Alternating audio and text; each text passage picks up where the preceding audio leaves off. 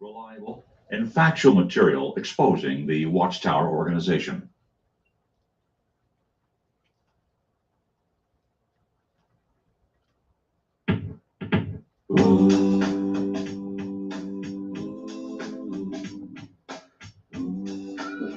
Well, I think we got the wrong song up there, guys. YouTube kind of skipped out on me, but we're going to end the program, the song right there. And let's bring Angela and Dan Clark on. We do have them coming in. You guys, I do believe, can hear me. We're glad to have you on tonight. You get your heart-to-heart program. So what's going on tonight, Dan and Angela? Hey, we just want to welcome everybody. Rick, we got an amazing guest tonight. Her name's Shannon Rowland. Angela will introduce her, but she was a guest on the Leah Remini show, and she's got an unbelievable story tonight to share with everybody. And we're really looking forward to her. We were going to have her on before, but she wasn't feeling well, so she's ready to go and excited to be on, and she's got a lot to share. Well, looking forward to it. So let's do it. Okay, and I just want to thank everybody for joining in. I want to thank everybody on YouTube that's listening in. We always welcome. We look forward to your comments. We want to thank everybody in the suite and also everybody on the telephone line. And if you want, like Rick says, during the interview, if there's a space, hit *6 and chime in and say hi to our guests. They always like to know that and to get some feedback. So, okay, I'm going to have Angela introduce her here real quick. Thank you. Okay, so we have Shannon Rowland. Shannon is a Kansas City, Missouri native and works as a secretary for public school. Shannon was raised as a Jehovah's Witness and lost her mother to suicide.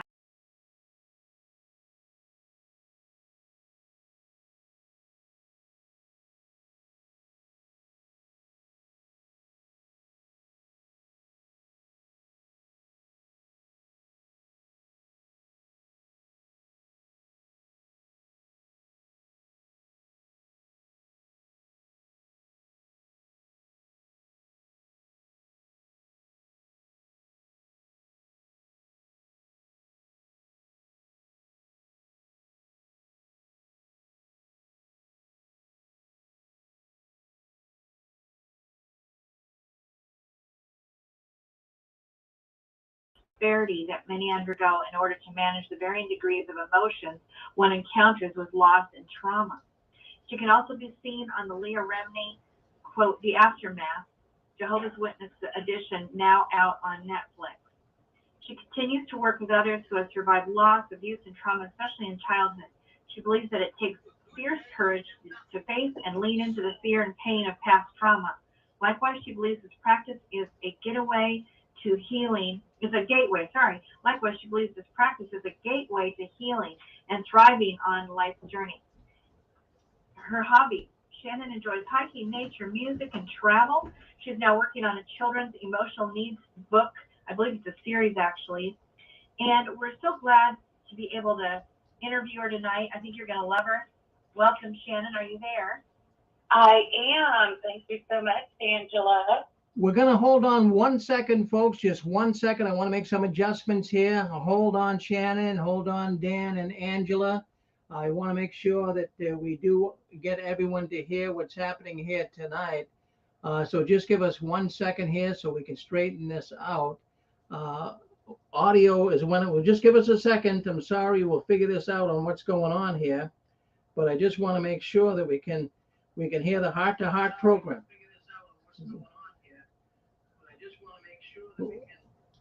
Dan and Angela, go ahead. Can you speak up? Say count to 5.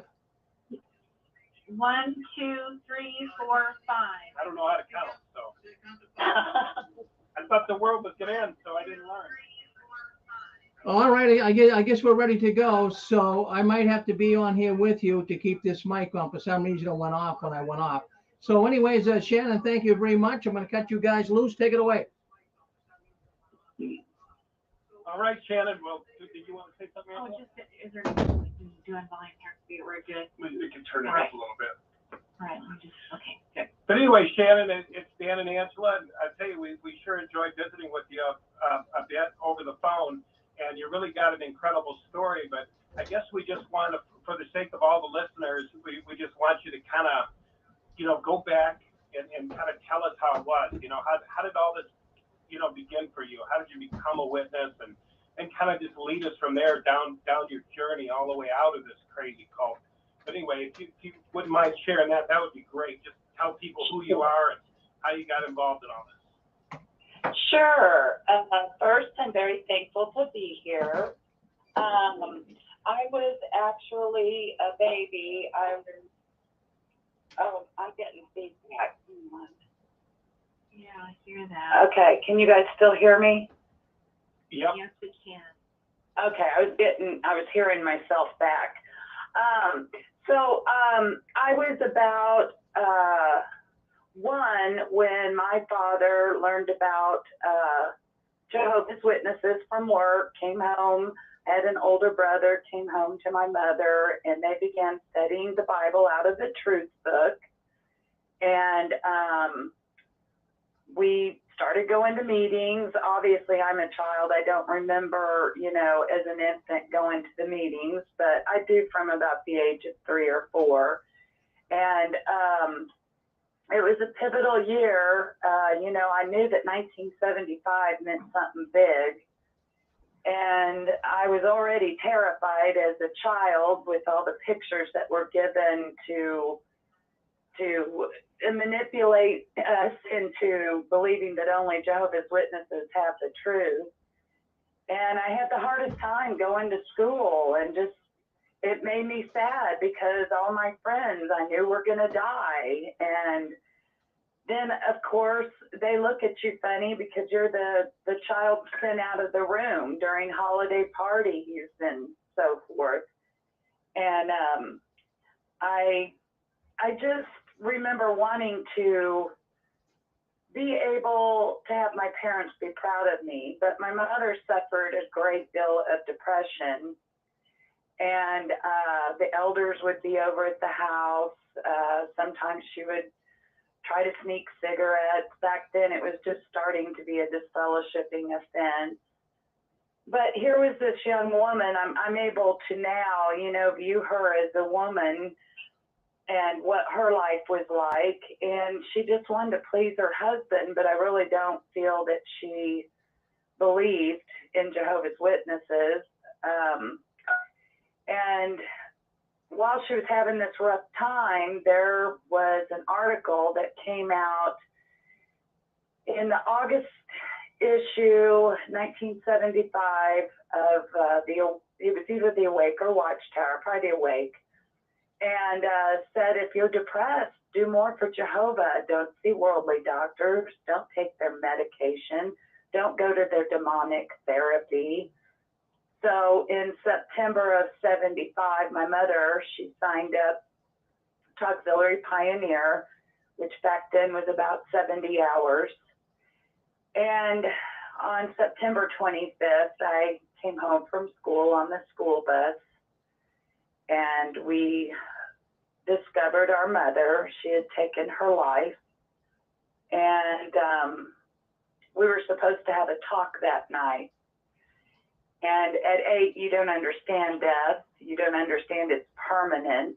You don't understand what it means.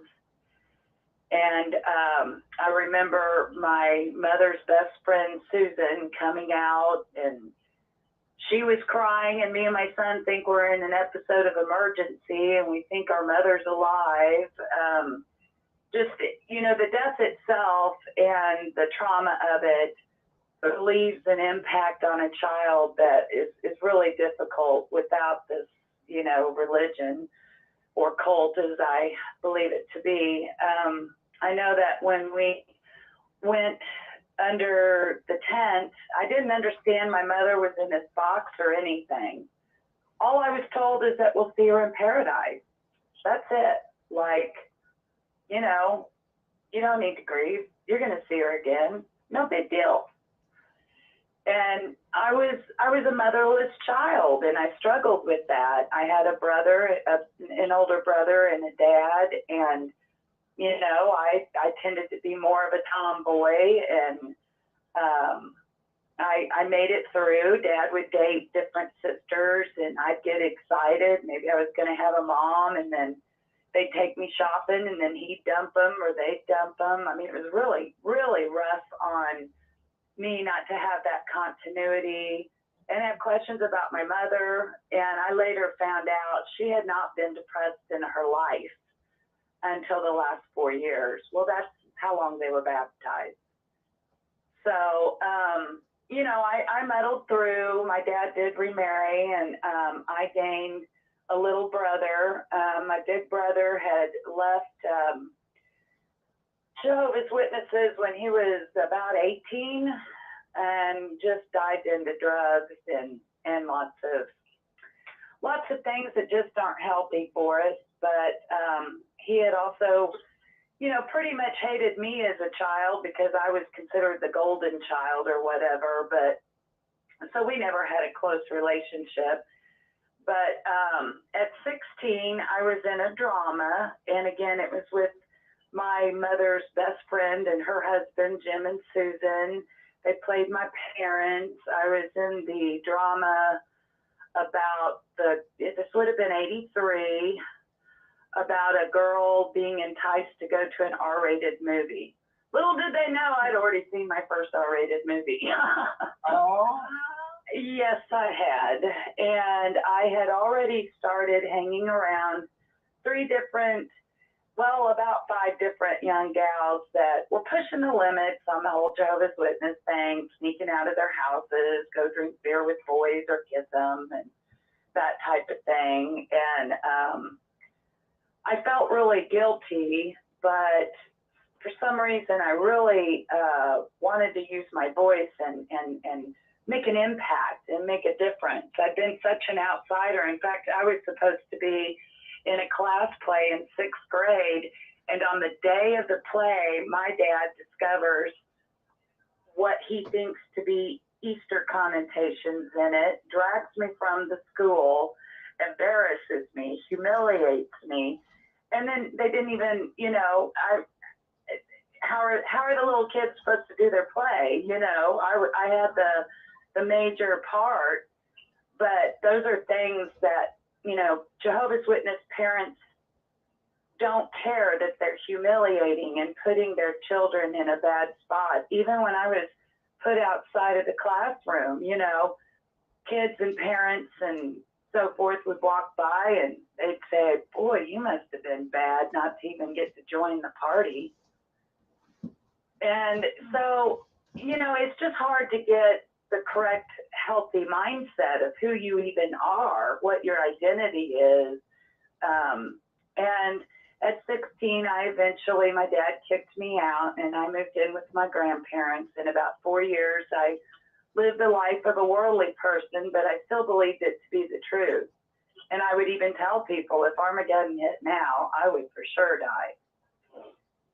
But I guess there was something I still wanted to see or experience. But eventually, you know, I was about 20, and I still felt it was the truth. And I felt like I wanted to live in paradise, and I wanted to have that life. So I met a young man that, very, very loving human being, and I was just off of a breakup and really was only dating because I was hurt, which many people do today. They date because they're hurt and they want someone to fill them up. So I had not yet learned that I had the capacity from within to heal my own losses and hurt and pain. And we married. My father wouldn't even give me away. We were only studying, so he was a worldly man and I was a worldly person, but my grandfather lovingly walked me down. And so I led a life as at pioneering at times, presiding overseer as a father, my husband an elder, and, you know, we were well known in the area, you know, assembly parks. My father spoke a lot on different parts, but I kept having this nagging depression, and I couldn't put my finger on it. It's like it's something in your subconscious and you can't dig it out, look at it, turn it around, turn it over and see what it is. But I just knew that my life didn't feel complete or whole or joyful. And then a family asked me if I would study with the gal down the street. It was their daughter. And every time we drove past that house, I'd tell my husband, I just get the creeps when I go by that house. I just don't feel like I can go there. But, you know, continuous pressure, I finally went. And it was about a year it took me to get the nerve up. And the woman just opened her door. I started studying with her. She had a little girl 11 days younger than my second daughter, and thought we were fast friends. I was her spiritual mother. She got baptized. We helped her through her divorce. And then at some point, my brother, he was all of 22, came down very ill. And the only thing that could possibly save him was a complete blood transfusion. Well, so we have, you know, probably 150 in the hospital. Elders, you know, are watching the doors. And my brother was engaged. Ryan is his name. He was such a beautiful human being. And he was engaged to this beautiful young gal. I'd known her mother since I was a kid. And he admitted on his deathbed, because of the pressure of the elders, that they had been intimate. So they, you know, prayed over him, made him, you know, make sure that he was sorry. They chose to forgive him, walked out his door, and disfellowshipped her on the spot. So she was not allowed in the room to be with her man that she loved and had planned to marry. He had cousins that were not allowed in because they were disfellowshipped. And all of this, I mean, was just mind-boggling to me. I just couldn't understand the lack of love. And so, you know, I kept having depressive episodes, and I was grieving. But of course, we're going to see him in paradise, right? Why grieve? Be happy. Isn't that something, the attitude? Who cares? You know, their attitude is... I know. And, I mean, and then... humans. Go ahead. Uh-huh. No, and it's just, even though you're the one grieving, you feel like you have to put on this strong stand that Jehovah's giving you the power to withstand something that is humanly raw and painful and deeply, you know, stressing in every way. But so not long after that, I started finding out that my husband at the time and my Bible study were talking on the phone about 4 hours a day. And I even had other witnesses coming up and saying, there's something going on there, Shannon. Something's not right. Well, at this point in time, I could take medication from a doctor. They still guarded against therapy. But so I'm taking medication, trying to feel, you know, something. I have these beautiful daughters, and being a mother that will always be my greatest love. And you know, they've told me I was a very loving, doting mom and silly and fun, and I'm very thankful that I can hold that now after everything that's happened. But one night the doctor had given me a new medication, and I had just seen the phone bill, and I dropped my daughters off at the pool with Jenny, the girl that, you know, I'd been studying with. And I just couldn't stand the sight of her. I couldn't stand, and I just wanted to be by myself. And with this medication that I was given, it's called Adderall. People have heard of it, but I'm very sensitive to medication, and that was just a horrible thing to give me. And in my reasoning ability, I, you know, just pretty much said, well, heck with him. If he wants Jenny, he can have Jenny. And I couldn't get divorced. I had asked him to go to therapy. He said he would only go to the elders. And I'm like, well, like, that's really going to help me. They just, anytime I had, they said, well, you just have to do what your husband says. And I'm like, well, my husband makes no decisions. He makes no decisions. And it looked really bad on me being an elder's wife that anytime we needed a new car, or if we moved, or if we had a large purchase, or, you know, made a decision from little to small. And it was just weighing heavy on me. I just really wanted to concentrate on my daughters, my family, and getting to feeling better. And so eventually, I was on the medication. I wound up meeting up with a boyfriend I had had in the world 15 years previously, and I chose to sever my marriage bed that night. And it was a few weeks later that I realized I also had created a son. But I went home to my husband at the time, and I just said, "You're free. You can marry Jenny now." And why I did that and just gave up, I don't know. I just couldn't fight anymore. And I didn't have any love left in my marriage. Even the girl that I had once called a best friend, you know, she had no love for me. It was all fake. In fact, several of the friends, they're actually sisters, they had gathered with her at one point, and they said, "You know, Jenny, you seem like you're obsessed with Shannon." And for some weird reason, Jenny comes to me and explains to me this conversation. And first I'm thinking, well, that's really weird. Why would you even tell me? And secondly, she just looks at me and she says, "You know what? I am."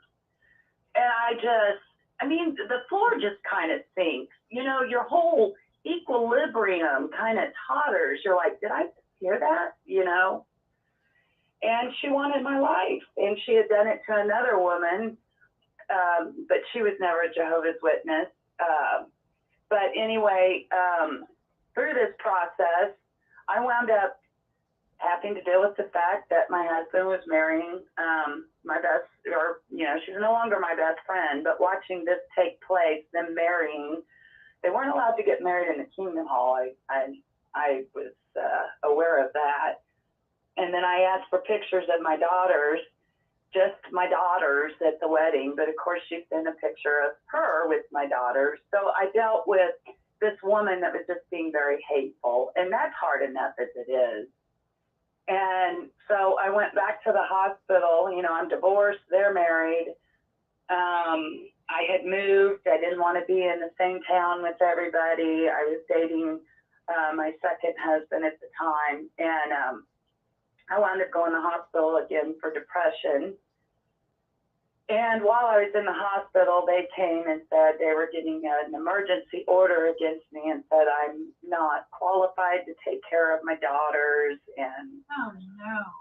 I literally was so devastated. I was climbing the walls. I was pounding on them. I was just in agony. It's a mother's howl that is just out of this world, and you know it's complete loss, and it's just so it just really wrenching and tears you up. And but I knew I had to fight back.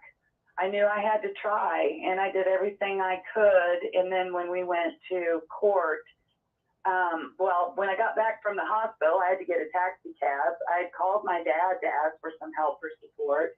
He told me to go to a homeless shelter.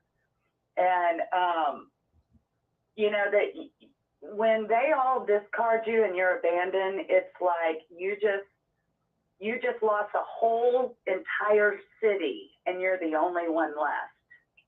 And you don't have any support or understanding of what the world looks like and how you're supposed to maneuver in it. And after I got out of the hospital, I looked at the ground and I wanted to sink and I wanted to die. But I kept looking at it and I knew if I sunk, I'd never get back up. So I went downstairs and started looking for basically suicide hotlines, anyone to talk to me. And I got a hold of NAMI, it's the National Alliance of Mental Illness.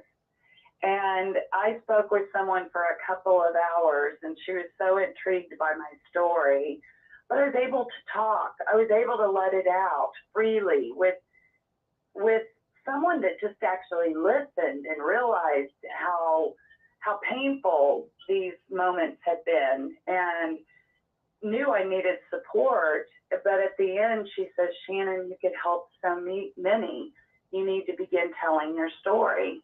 So that's how I got with NAMI, and I began being a public speaker, and I was in yet another organization, again, looked down upon because, you know, people don't support mental health very often. You know, they just, if you have mental illness, they want to just throw you away. They don't want to deal with it. They don't want to, you know, be a part of it. And I was able to train the first team of CIT officers and have training seminars, and I truly enjoyed the work.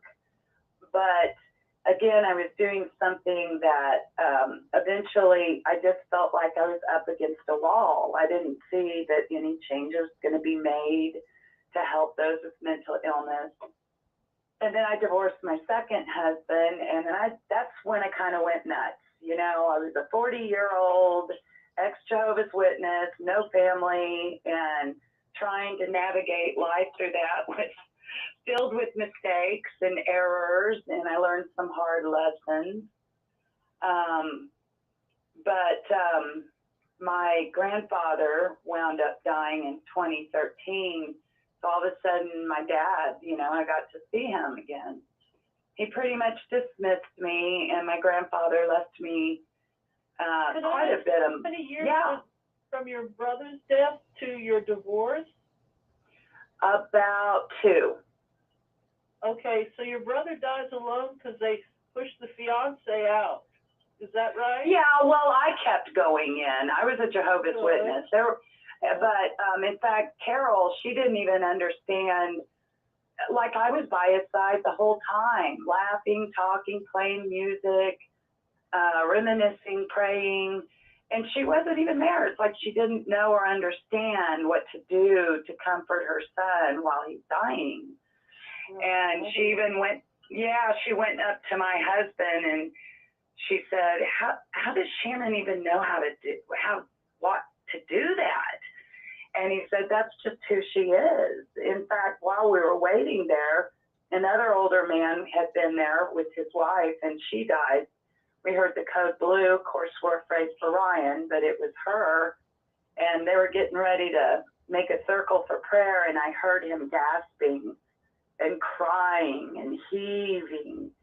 And I immediately broke the circle, and I went to this man that needed help just to get through the next moment. And I held him from behind and put my hand on his heart. I said, just lean in and breathe with me. And I did that. And then I'm looking at all these people just stare at me, all Jehovah's Witnesses. I'm like, can someone get me a chair? Can someone help me out here? Sure. But that man waited. By a simple medical blood transfusion, isn't it? I have sympathy. I send your family sympathy into you. Well, thank you. My family did it. I don't have sympathy for them, but I mean sympathy for the sadness of his death. yeah. Now, He died. You were already married, or that was later? Yeah, I had been married about 14 years. I married at 22. By the time my brother died, I was 34, already studying with the woman that's his wife now. Had 2 daughters of my own. Marriage broke up. Yeah. And then you were on the hard medicine at that time, and then Right. divorce came, and you then remarried? Yes, I had a second husband, and that's my son's dad. I met him about 2 months, when he was about 4 months old, actually. He adopted my son, and they're very, very close. So. Well, that's very fortunate, isn't it? Yes, yes. My son, when I finally let him know. I need to know how much time was there, because it's. Yeah, I left at 36. So the story from the time of my brother, that was 2001. And I'd been married about 13 years at that point, or 12 or 13. And then, you know, I was also discovering that my elder husband was speaking to my Bible study. I was dealing with the depression, and then went out and made it possible for him to remarry. I just wanted to wash my hands clean of it, but you don't realize that sometimes your decisions create other problems, and that's obviously what happened for me. And that hard medicine could have made those decisions happen too. Yeah, but the elders certainly didn't want to look at that. And I'm not, you know, I'm a person that holds myself accountable. What I did was wrong. Would I, if this new drug had not entered my system? I don't know. But I already knew I had to change something in my life. Something was very, very wrong. And it was my belief system. It was, you know, and I was disfellowshipped and came back. And I saw the hypocrisy of the congregation. Like, half of them were divided. Everyone thought it was fine that my husband and Jenny were going to marry in a couple of months. No one cared that there was something going on before that. But not everyone wanted to forgive me, you know. And when I saw that lack of love, that's when I realized they're not following Jesus. They're not fulfilling his prophecy to live under the law of love, and that no one shall judge. You know what's interesting, Shannon, as I listen to this, I've heard so many stories where, you know, we're forced. We really are forced to have sex with the opposite sex if we're going to get married. I mean, I was in an assembly one time, and I said, "Where's your brother?" Oh, he's married to her, but they're breaking up. And I said, "Oh, okay." And then he says, "But he has to go over and have sex with this other girl who he's with in order for the." It's like, are you kidding me? Yeah. Remember that? Yeah, because they want to allow divorce unless. That's nutty. And I knew of a couple where she was being abused very badly, and she was adamant, "I need a separation then because I can't live with this man." But they weren't allowed to divorce, and she had to go years and years and years. I'm talking 20 years. Living on her own, not being allowed to have another life, because if he did, you know, break the marital tie, he never admitted it, and that's how she had to live. I mean, it's just really sad what happens as far as, you know, families, and I don't know. It's just, the reasoning is so askew and so made up. And made so difficult to understand that you just can't quite get your head around it. Yeah, you know something weird? I was married for a year to my first wife, and she was a Catholic. And anyway, long story short, you know, she started studying with the witnesses. I wasn't baptized, but I had studied with the witnesses. But long story short, we decided we were going to part. Well, in order for me to remarry, she had to tell me that she had sex. So I think it's nutty that she finally came over and said, "I had sex," and I go, "Yay, I'm sorry." Is this backwards mentality, like retardedville? I mean, I've never heard that. Dan, it's so crazy. My ex-husband had a second wife for 20 years, and I'm in this congregation and say I'm divorced, and they look at me like I did something wrong. Yeah.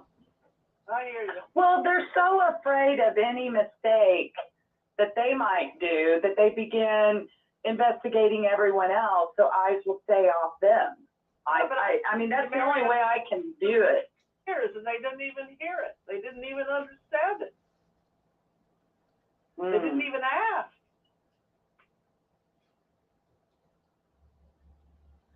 Very weird. Are you still there, guys? I am. Hey, Shannon, I was just going to ask, you know, you were saying you were in the hospital room and you left your brother for a minute. You went over to that man who was taking his last breath. Whatever happened? So you comforted him, you held him from behind, and witnesses were watching while you were comforting a stranger, and then what happened? Well, they just all, you know, just, they just kind of sat there with their mouths agape, like, what is she doing? But to me, it seemed like something that Jesus would have done. Yeah. And therefore, Yeah. I was following how my heart chooses to lead me. You know what's And- beautiful, Stan? How quickly, how quickly, I just want to bring this out. Witnesses, and I've brought this out more and more, witnesses try to keep us, the governing body tries to keep us out of our heart. They say the heart is treacherous and desperate. Who can know it? They actually kill the heart. They push you into your head, which is mind controlled, right? So they Right. take you out of the feeling tones. But what I think is beautiful about your story is that you immediately knew what to do. The woman is a natural born nurturer. And you just went right back to your woman nature. And I don't mean that in any downplay. No, I understand that. It's actually a compliment. But what's weird, Dan, is that her mother did not have that instinct. No, you don't. And the witnesses, I've said that. Yeah, and she was born and raised in it. They're all mind. They're all mind control. It's all law. It's all, you know, there's no emotion. You can't feel sorry for the guy sitting in the parking lot who's disfellowship. You can't talk to him even though he's bawling his eyes out. He wants to come back. So, Dan, where do you think Shannon got her, natural, instinct? I just think it's amazing to me, Shannon, that you just fell right back in to the knower. There's an inner guide. There's an inner compass. And No, I believe it's something greater is at work. I don't choose to define it. Yeah. Because, like even when I went to court, and lost my girls, it was very interesting what the judge said. She looked at all these 40 Jehovah's Witnesses, people that I had been there as they gave birth, helped when they were sick, took care of their kids. And I only had me because I have no one anymore. And it looks very odd to a judge and a guardian ad litem, but my attorney said I was very composed, and I was able to show a side of myself and who I am now that these people definitely don't have. And then when the decision came from the judge, she said, "This is the worst child custody case I have ever resided over." She says, "I feel like King Solomon. There's a real mother here who absolutely loves her children and would not keep them from any of you, would allow them to cherish their lives with you in it. And at the same time, I have all of you that have no love." She said that. Whoa. That all I can hope is that you people, my own father testified against me. And she said, "I can only hope you all find love. But in the best interest of the children, I do have to put them with the family that is going to have daily support for them with their friends and the rest of their family. And this is the most sickening decision I have to make. And all I can say is I hope you all find love." And there went that mother. I held my composure. I was in an absolute sense of shock. I don't remember walking out. And I remember just all of a sudden going to my knees and bawling and screaming. And my husband at the time, my second husband, just almost didn't even know what to do. And so he just held me as I lay there on the sidewalk and watched the shoes of all my friends and family walk by, happy that they got my daughters away from me. Oh, God almighty. And when you witness when you witness, They saw you on the sidewalk crying really hard and bawling, and they saw literally laying down, sobbing and screaming. I was a mother without her children. And they all knew I was a wonderful mother. They'd always say that, they'd always even ask me for advice. But when it came to Jehovah, sure, he wants to do the unloving thing, and they're robots, and they were able to accept. It's inhuman. It's inhuman. I just, It is. I just can't believe how these witnesses managed to create these inhumane robots. I'm serious. Yeah. It bothers me. I hope to God, you know, for all of them, it's not permanent. As soon as they come to their senses, that hopefully that their conscience and their reality can come back to them, because I've seen this over and over again, Shannon, this lack of love that's so severe. It's beyond unconscionable and unnatural to the nth degree. And I'm like, what in the world? Is it complete demon possession of each of them? Yeah. I'm just, Well, and it is that bad. I mean, it does make you wonder. yeah. After having been in an abusive relationship with an actual narcissist, I realized it smacked me in the face and stabbed my heart, and I dropped to the ground. But then that's when my healing journey began, because Yeah. I realized I had lived with people like that all my life. And You know, all of I a think sudden, go ahead. Again, all of a sudden, go ahead. No, you think what? Well, I was going to change the subject. I'll let you finish that line. I'm Oh, okay. No, I was just going to say that it took me a long 2 years to realize my own culpability in channeling a relationship that was exactly like what I had experienced all my life. And that's when I realized how deeply my loss of family and the twisted thoughts that I was raised with, the fears, and that's when I was able, so I got to thank the guy, you know, even though he was an asshole and he hurt me deeply, that's where my true healing began. And I've been able to really involve myself in the work of taking care of little Shannon. And that's been what I've chosen, is gratefulness to come out of this. And hopefully, you know, when the day my daughters left, there I was, that mother again, absolutely falling to my knees. I mean, it's been my greatest love and my greatest heartbreak, you know. So many of us can say that. And now I have granddaughters that don't even know they're silly grandma. I work with children. I love kids. Yeah, that's just incredible. You know, I thought about this one example in the Bible that kind of mind-blowing to me when I think about it now in light of all of this. But it was where Jesus had that woman who'd been caught in adultery. Actually, it was the man and the woman caught in the adultery. And, you know, in the end, you know, Jesus kind of, however he did that with the stick on the ground, convicted these guys with how whoever, you know, is without sin, you may, you know, why don't you throw? I know. And it's like, you know, to me, it's like, okay, you guys, are you out of your freaking mind? You're about ready to murder the woman and not the man, just the woman, and you're going to murder her. You're ready to throw stones and kill her because she was tempted, and God only knows who, you know, what the man did to invite that as well. Oh, absolutely. Yet Jesus was showing them to give her mercy. And you know, when Jesus died, the Mosaic Law covenant was, you know, supposed to go out of existence. It was too hard on the people. It was unfair. It was inhumane. It's like Jehovah's Witnesses said, oh, heck with this. We're going to go add to that. Let's get that Mosaic Law covenant and let's add 600 more laws, rules, and regulations. We want to control the people.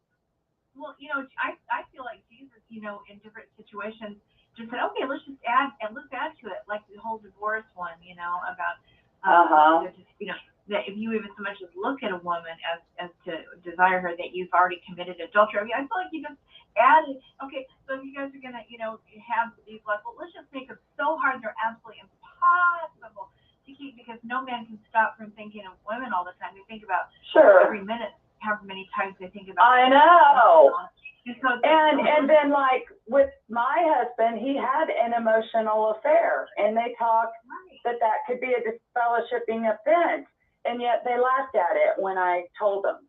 Said, oh, they were just, you know, trying to talk and be supportive of you. I'm like, they're talking 4 hours a day behind my back. I don't know that they're speaking to one another. Other people are coming up to me, and it's all for my own welfare.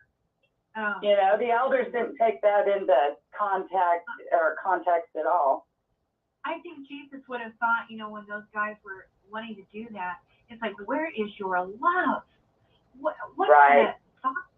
It's like what we're dealing with right now with what you're telling us, this crazy story. It's like, where was the love? And I shake my head because it was that bad then, but I can't even relate to this. I cannot even relate to it. I've seen it, but it's not in my heart to act in such a way, and I can't understand anyone else. I was going to say. Well, we were told, now they would tell from the stand that we're supposed to have an intimate relationship with Jehovah. Well, what I chose is my intimate relationship with whom I believe in, and I trust him explicitly over human beings. And that's where, you know, the changes began. I'm like, I don't care if everyone I know serves God and Jesus this way. That's unloving, and that's not what Jesus told us to do. And that's where my mind it began to unravel and rebuild. And reading Crisis of Conscience helped me with the biblical theologian side of things. And then I finally wrote my father a letter. I had won an essay, and I wanted to send it to him because I won an essay contest. I was flown out to Delaware, and there's a luncheon. I was very proud. And then I wrote a small note. I said, "This is my story, Dad. I must thank you for the first scripture that you and Mama taught me. That is Psalms 27:10. In case your own mother and your own father did leave you, even the Lord himself would take you up." And I said, "Thank you, Dad, because he has. My mother and father did leave me, but he still watches over me." Of course, I never got a reply. Even when my big brother died in March of 2020, I called my father. I didn't even recognize his voice. And it also happened to be my birthday. Both my brothers died on my birthday. Is that not crazy? Oh, my goodness. Whoa. Yeah, so, but anyway, I called, and he says, "I can't speak to you," clicked and hung up. Oh, my God.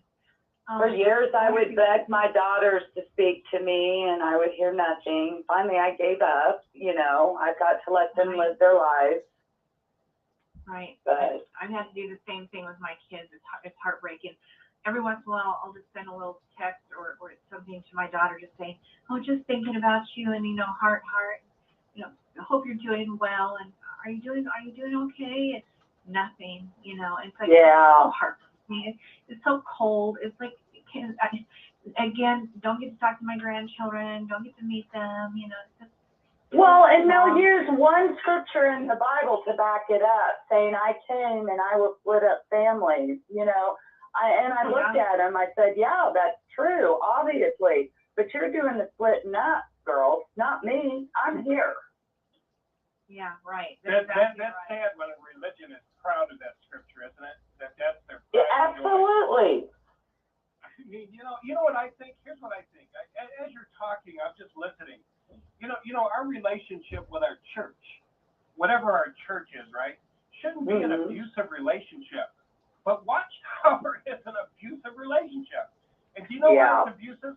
Because it's authoritarian, dictatorial run from these 8 men on top. There's probably more than that, but, you know, behind the scenes. No, I know what you're saying. Those guys are domineering. I mean, they want you to obey them. You know, me and Angela visited a hall not long ago, and I made a YouTube video of it.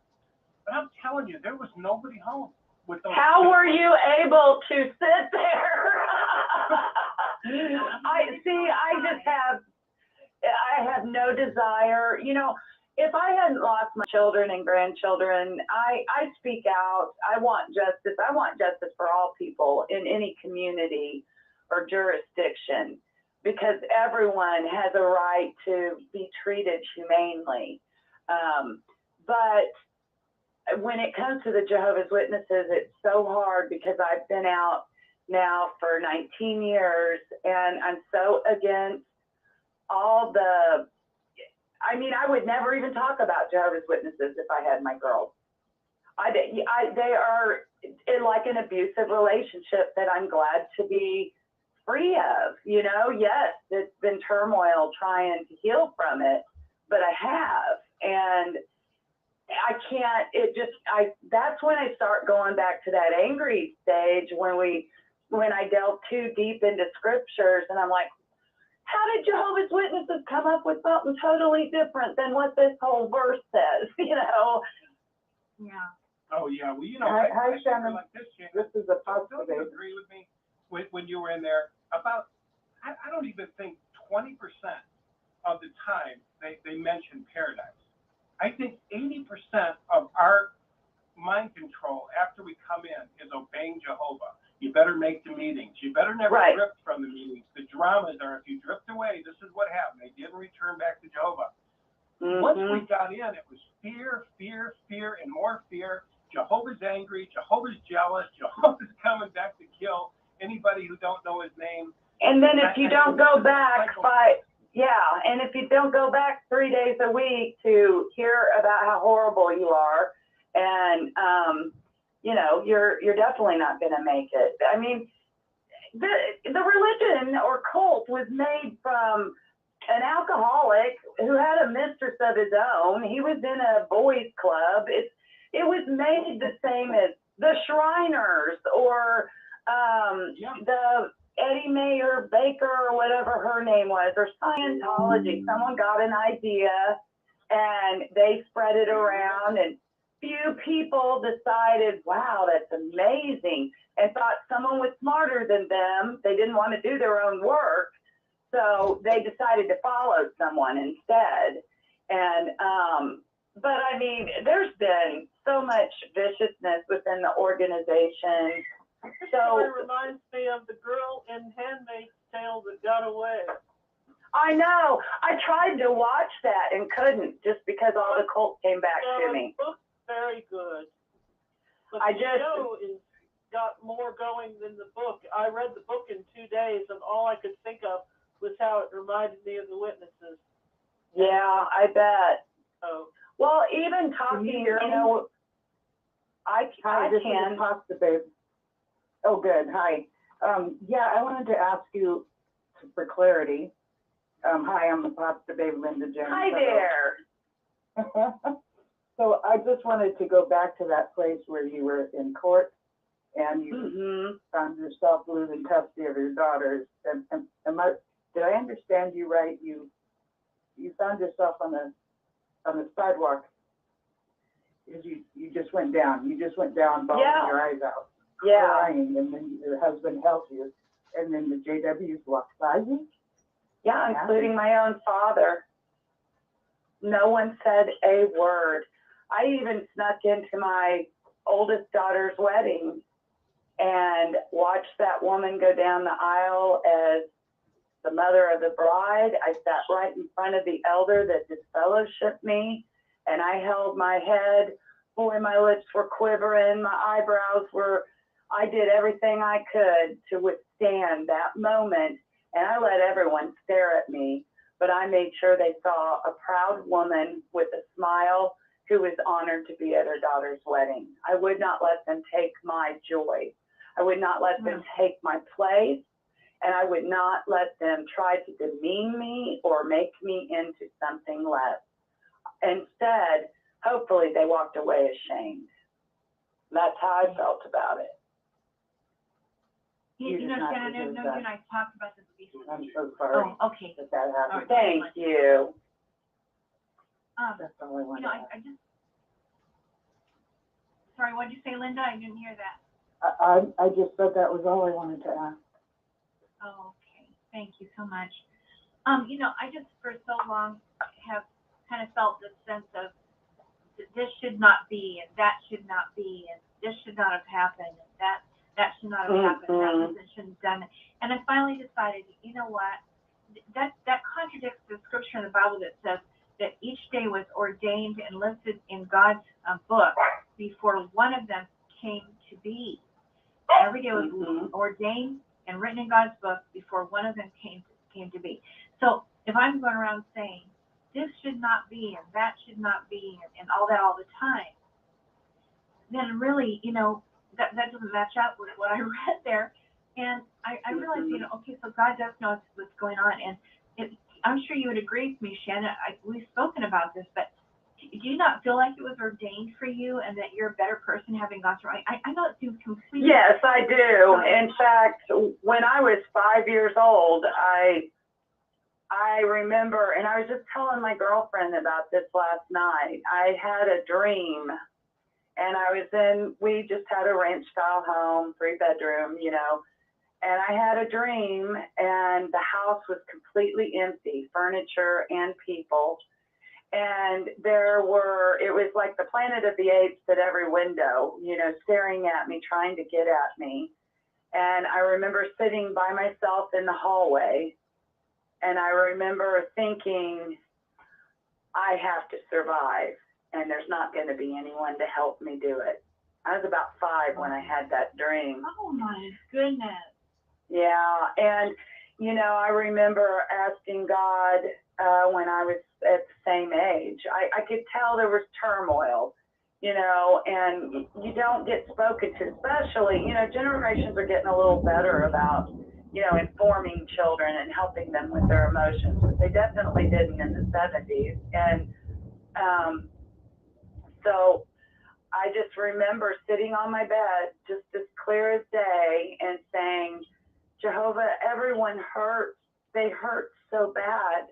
I want to be like your son, and I want to take pain from people. I want to help them know love and peace. And you have to wonder, years looking back, if I didn't purposely, these things don't happen.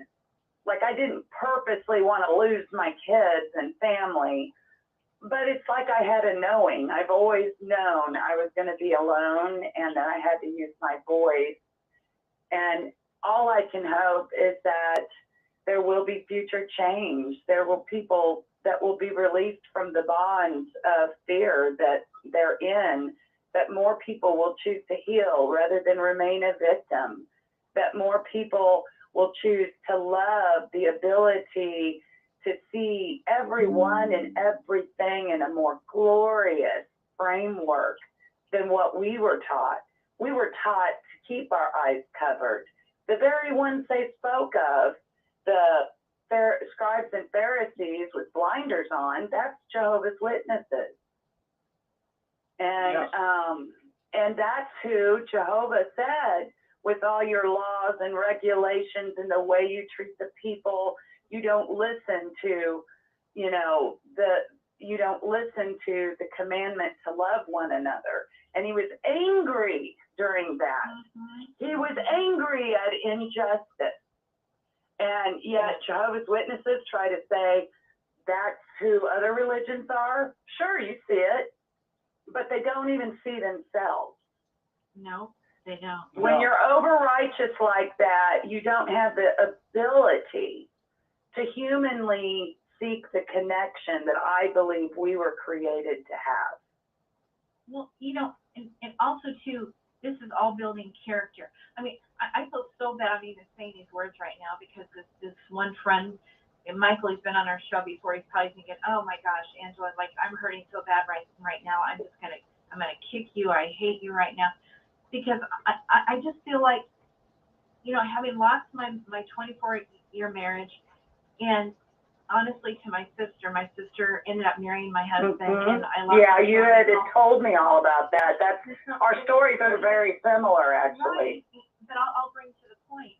But the thing is that I feel like that I've grown, having gone through all of that. I lost a lot of things that needed to be lost in my life, like the self-righteousness, and I didn't have enough humility, and I don't know. There's a whole bunch of different lessons that Absolutely. that I can say now that I'm a much better person through having gone through it, for sure. And also too, at my lowest day, it was not just, within hours of pleading and crying with God to God, please help me, that my whole life turned around in a heartbeat. It was a moment of deep surrender, and everything changed. I met Dan within a week of that, and my whole life changed. Beautiful. And there's nothing that's the same about my life, really, in any way as it was before. But it's just been I feel like absolutely God ordained. And so, I think that because I chose to continue living and to live a good life, because I felt like God had said to me, and I know I've said this on the show before, but it's like I was crying and saying that nothing's ever going to be the same again. I'm never going to have a family meal with my family in my home again, and nothing's ever going to be the same. Woe is me. And then all of a sudden I heard God say to me, no, it's not going to be the same. It's just going to be different. Will you accept different? And I just thought, oh, wow. And I'm like, okay, Lord, if that's really you, then absolutely. Okay, you got it. I'll accept different. And then he also added something to it, that it won't be lesser. It will just be different. And so it's true. It's been that way for me. It's just been different and not lesser. And so, what if I would have said, no, I choose to be bitter and angry, and I don't believe I'm listening. Right. Anything good. I don't think I'm hearing anyway. And in the healing process, you are allowed and need to feel those emotions, and there are healthy ways to feel them. But then there comes a time where you have to say, okay, whoever you are out there, I had a therapist tell me one time, are you in love with the dream that you had in this relationship? Or are you really in love with that person? And then I had to look, and I'm like, well, no, I don't love that person. That person hurt me. But yes, I was in love with being in love with him and having his family and growing up our boys together. And then I realized my entire life had been a dream, having children, to have them all at my house on Sunday. And it didn't happen. So you have to unpack what the dream meant to you, and eventually you need to really heal those hurt pieces and love on those pieces that didn't generate into what you thought it would. And now my love has changed. I love all my children with all my heart, but they were only given to me for a time. So I choose to be grateful. I choose instead to be grateful. I would still live my life knowing that I might lose my children, but knowing that I love them, and I love them wholly, and I love them well, and just That's to really experience that kind of love. Yeah. Let me just say something real quick. I just want to ask anybody that wants to come in. I think we got about 15 minutes left. Rick will let us know, but just want to, if anybody wants to chime in, or Linda James did, and Pixie, but if anybody else wants to say hi to Shannon, feel free. The lines are open. So we got about 15 minutes here. So if I'm right, and anyway, we'll just go on. But feel free to chime in. Okay, thanks. Hello. Hi. Hi guys, it's Constance. How you doing tonight? Good. How are you, Constance? Real good. Hi. Good. Hi, honey. I was going to say I'm really enjoying your interview tonight. Let me just get a little drink of water here. Hold on, please. I just wanted I was having some almonds. I was just going to say, honey, what I take away, Shannon, from your testimony is really remarkable, and I hope the listeners are really paying attention. What I'd like to say are a couple of things, just two thoughts. I've been out of organization almost 40 years. It's actually been 39. And I have seen that, when people are married in the organization, they have kids and all that, and things are not working out well in their marriage, even though they're baptized witnesses. It's like the dam just breaks. Everything falls to pieces, the dam of water. That's the first thing. But the other thing that I find so fascinating with you is you're a very, very strong woman. And I really admire that about you. I don't know you, I've never met you. I recognize your name. You know, I have from days where I don't feel Leah strong. Remini. Yeah. I know, honey, but I was, well, I recognize your name, but you know, I've never seen your face, but I can tell your character, you're a very, very strong woman, because this is the key thought. See, whenever there's a crisis in life, and we all, excuse me, we all have them sooner or later, right? Crises, things that happen, like a death of a loved one or whatever, okay? And you had all that. You had your mom commit suicide. You had your beloved brother pass away. You had you went through 2 marriages, 2 divorces. One of those marriages, your husband cheated on you with your best friend. I mean, that's a lot, and I can understand why you were suicidal. And then your father and your whole family and everybody else disowning you. But this is the key, Shannon. The key is you have to make a choice in your life.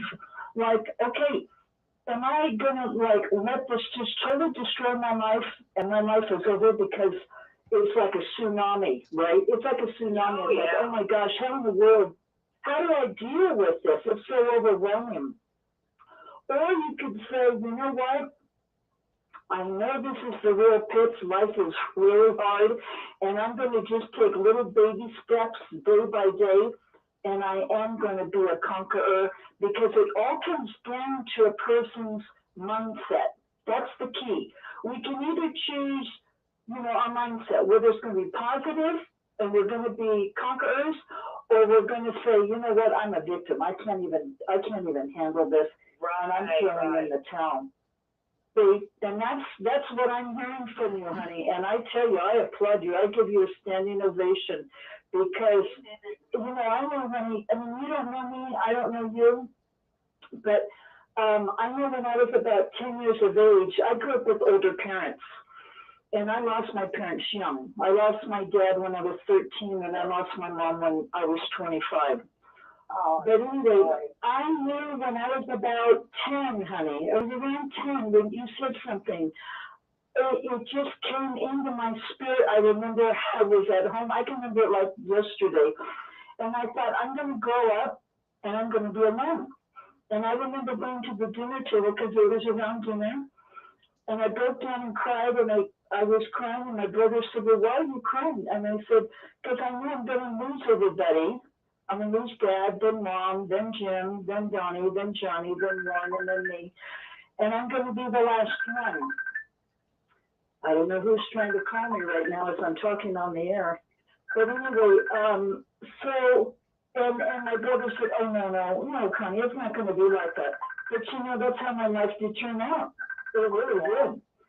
And it's a matter of, you know, honey, Maybe it helps to have had that sense before. I don't know. What's that, honey? Somebody's phone's ringing. I hope it's not mine. I said maybe, you know, to have had that forethought and sense beforehand in some way. Maybe we chose life as we were living it, growing as many experiences and understanding of the world and humanity in order to cope with what we both knew was going to be our future. I mean, that's a possibility. Right. I don't know. Right.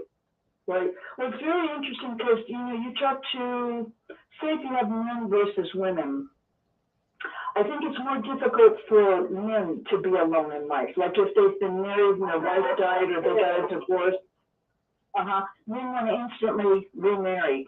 But then I've noticed with women, there are women like that too. But then there are other women that say, no, you know, 35 years, that's it, I'm dead, you know. Yeah. And they're perfectly happy being alone.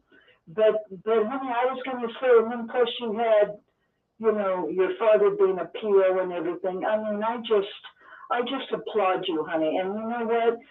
The point is that we can all, there's a lot of things in life that happen to us that we have no control over, okay? But we do have control over our mindset. We do. Yeah. I mean, the shit can hit the fan, excuse me, but I just have to say it like it is, okay? The shit can hit the fan, and you can say, okay, this is not fair, I don't like it, you know, like you say, I'm standing alone, but then I can do something about it. And I am going to survive some way, somehow, you know?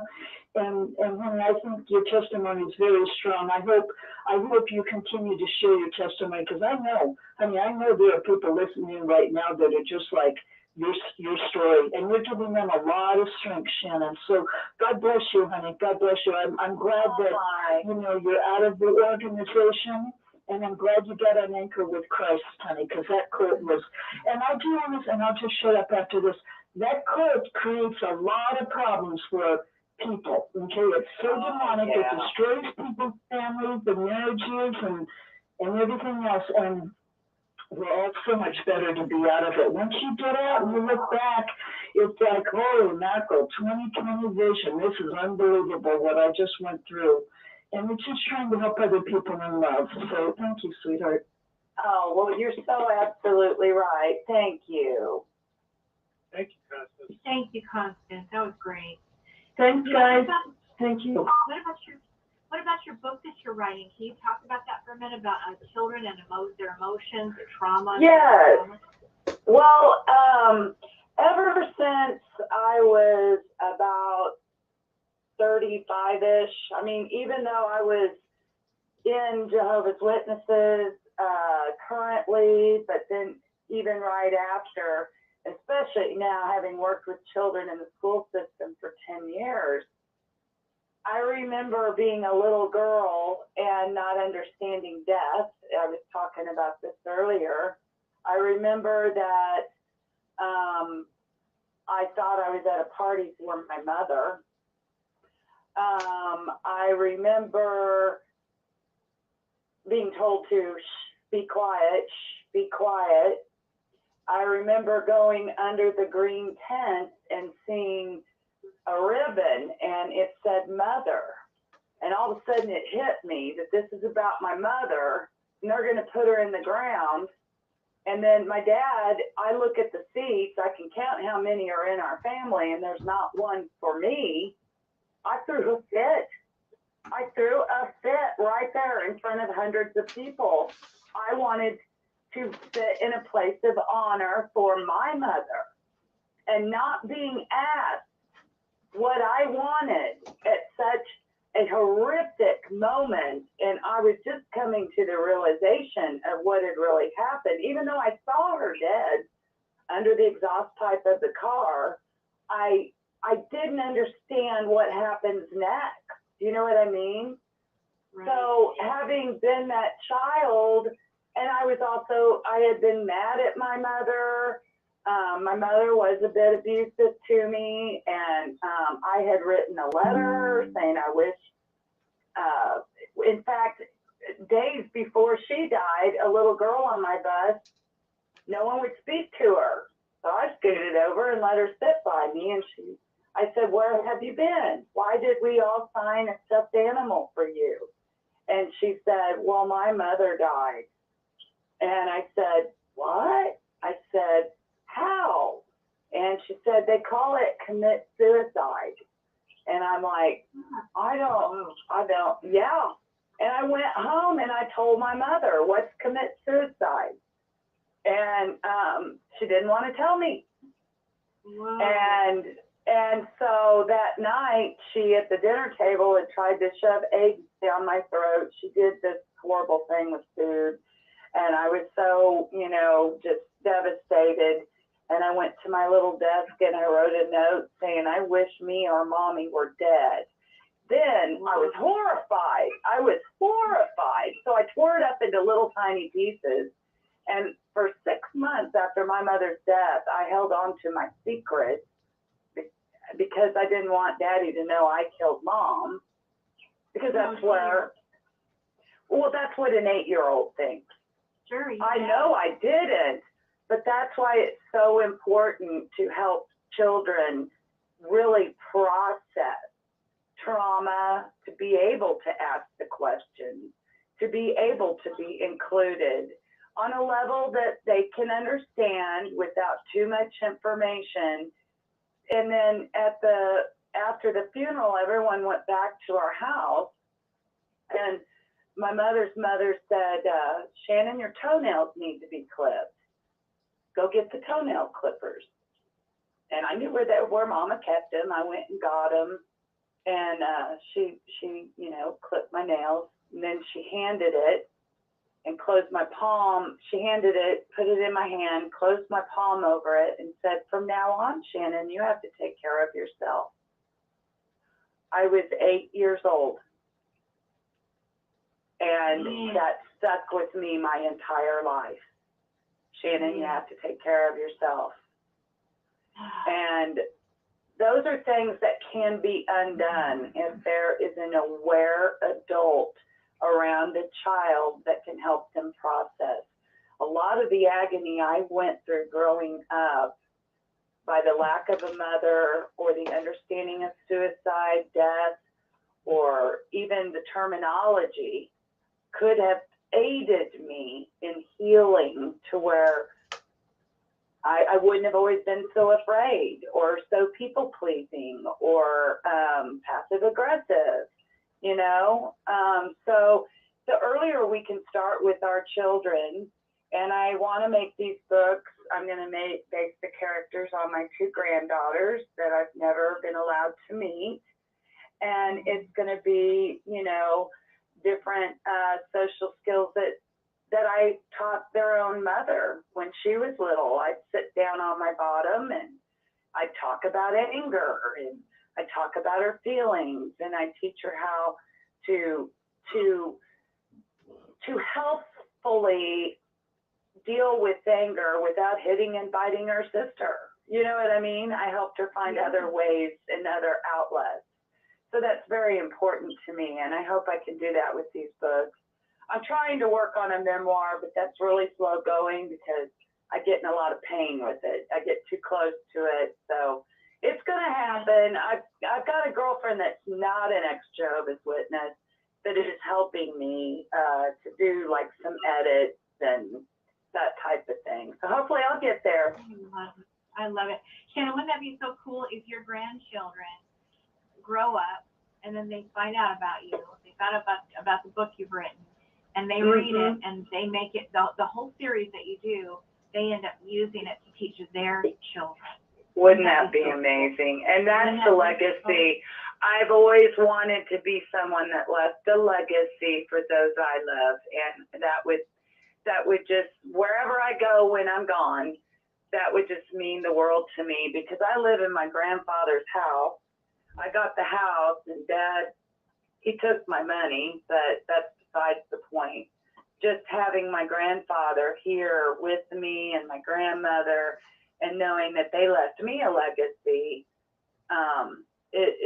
it's truly enriched my life and made me thankful, you know. And it's a gift that keeps on giving for me, and that's what I would want to give for them. Yeah. Yeah, that's so cool. Well, let me check in with Rick there, Shannon. Rick, are you at the headquarters? Well, yes, in fact, I'm here, Dan, and I'm listening intently. And boy, Shannon has got quite the story to tell, as she's been telling it tonight. But I want to tell you what I notice here at the control panel. What I look for is retention rate. Now, what that means is, you know, people that came in the beginning of the program, if they stay in all through the program, that's so important, because what that tells us is people are really intent in listening to Shannon's whole story. So they have been doing that here tonight. The retention rate is just like 100%. So nobody's leaving. They are right on key. They want to continue to listen to Shannon. And Shannon, I have to tell you, you are an amazing lady, and all that you've been through in this organization is just unbelievable. And many people listening into the 6 screens, when they hear stories like this, they think that people are making it up.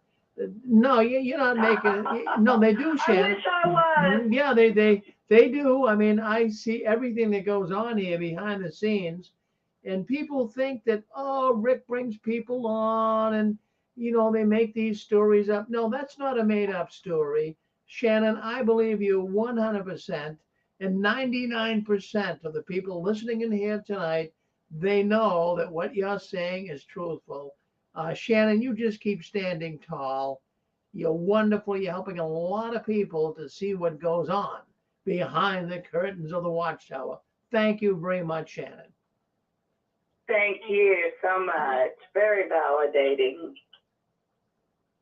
Thank you. Are we starting another show, Rick? Is that right? Well, let me put the word out here. We have got a program that supposedly comes on. Sometimes I don't know if it will or not. I'm not, picking on anyone, but I just don't know sometimes because I'm kind of left in the air. But DeLon, are you out there? DeLon, are you out there? Gail, are you out there? You guys coming on tonight with your After the Storm program? Can someone please let me know? I mean, I don't know. We have 17 programs running right now here on the 6 screens. I have a hard time sometimes connecting. Can you hear me, Rick? Yeah, who's this, Gail? You can hear me. Gail, I can hear you. Yeah. We're here. DeLon, is DeLon with you? Yes. Can you not hear me? Yeah, DeLon, I just wondering, as hoping you could have got a hold of me in the last week or so. We're going to go over. I'm going to put you on YouTube tonight. We're going to have to skip it tonight as well. But let's just you guys hang in here, and as soon as we can get through with this program here, we'll bring you guys on. Okay?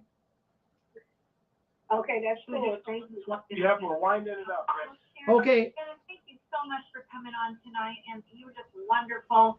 You're very eloquent on how you speak. You presented everything very well. It was easy to understand, and you were very clear, and you have a lot of heart. Great to see the love. You're just a beautiful person. I just feel honored to have met you, honestly. Dan, what do you want? Yeah, I want to say the same thing, and your absolute evidence that if we choose, like Constance was saying, if we choose, we can have a good life after the Watchtower. It doesn't have to be the last chapter in our book. And I hear so many witnesses talking. It's like it's the last chapter. My life's over. I lost 20 years. I lost 40. I lost 40 to them. But it isn't. And there's a scripture. I just want to say this. I'm not trying to preach. But there's a scripture in the Bible that says, I will give you back what the locusts have eaten. And, and you're a testimony of that. Me and Angela, several people that listened into the 6 screen are a testimony that we can get back. That the locusts came in and ate all the fields, which was our life that we've given to Watchtower. But it says that in the Bible that I will give you back what the locusts have eaten. And I have experienced that, and I know several people that have. And to me, you're a testimony that you can recover after the Watchtower. You got the right help. You read books. You had so many different things, different tools that you utilize. And now you're healthy. Now you're whole. Now you're teaching people. You're speaking, and you've got a great attitude toward the future, don't you? Yeah. And your kids, and I mean, you're not a victim. I heard that mentioned tonight, and I'm thinking, so many become victims, and you're not a victim. And I think that's a great message, that a victim is a choice. And, It is. And if nobody knows what it is, we ought to look up the word victim and look at that, because sometimes we don't know we're a victim. We're telling our story, and there's a difference between telling your story, like you said it tonight. I was. Go ahead, I'll let somebody else go. No, I'm just saying there were times in my life where I did feel victimized, but I'm just thankful to have processed that and understand that I can also be someone that stands up. And I like that person much better than the victim. Yes, well, we just want to thank everybody. Survived a lot. I hope you put pictures of your grandparents on Ancestry.com so that someday you're. Okay, everybody. Well, thank you in the suite. Thank you on YouTube. We appreciate everybody that tuned in tonight, all the phone lines, the suite. And thank you so much, Shannon. Thank you, Rick. Great interview tonight. And thank you. I just want to say that. Thank you, Shannon. Been able to be a part of your show and know all of you. I'm glad All you right, got we love out, you. Shannon. We love you, Shannon. You too. Good night. Good night. Well, there you have it. A great program, Dan and Angela, and thank you, Shannon, too, for coming on tonight on the Six Screens Telenetwork. Lots of people listening in tonight. Great job, Angela and Dan. Keep up the good work. People love your passion, by the way. I'm getting emails. I'm getting people writing in and telling me that you guys are fired up. Keep up the good work. You're doing a great job. We're so glad to have you connected here to the Six Screens. Thank you, Angela and Dan Clark. Keep waving that We're glad flag to of be victory. connected. Well, thank you very much, Dan and Angela. Well, now we're going to After the Storm. Now, if you're on, well, it's not going to be on YouTube. Eventually, we will get the program on YouTube. But tonight, you're just going to have to listen in. So if you want to listen into After the Storm, what you're going to have to do is go to sixscreensofthewatchtower.com, scroll down to where you see, click here for Video Suite, and put your name in there. You can put a fictitious name in there. Come on, you can listen to the next program coming up. Or you can listen on the telephone line. That's also available on sixscreensofthewatchtower.com. So check it out. Okay, we're going to After the Storm. We're going to end this program right now. So let me just get in here and do this. We're going to end this program heart to heart. Check it out. It'll be in the archives as well as in the archives of YouTube. Thank you very much. Bye now.